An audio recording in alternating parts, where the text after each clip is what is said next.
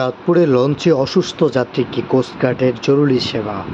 চাঁদপুর সংলগ্ন মেঘনা নদীতে একটি লঞ্চে অসুস্থ হয়ে পড়া এক যাত্রীকে জরুরি চিকিৎসা সেবা দিয়েছে বাংলাদেশ কোস্টগার্ড। গতকাল সোমবার সন্ধ্যায় এই ঘটনা ঘটে।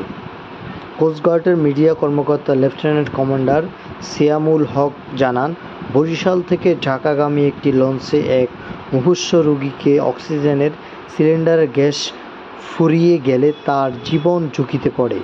খবর পেয়ে কোস্টগার্ড স্টেশন চাঁদপুর থেকে একটি মেডিকেল টিম দ্রুত একটি হাই স্পিড বোট করে অক্সিজেন সিলিন্ডার নিয়ে লঞ্চে পৌঁছয়। পরে নতুন সিলিন্ডার সংযুক্ত করে ওই যাত্রীকে ঝুঁকিমুক্ত করা হয়। কোস্টগার্ড জানায়, জনসেবায় তারা সবসময় নিয়োজিত আছে এবং ভবিষ্যতেও এই ধরনের সহযোগিতা অব্যাহত থাকবে।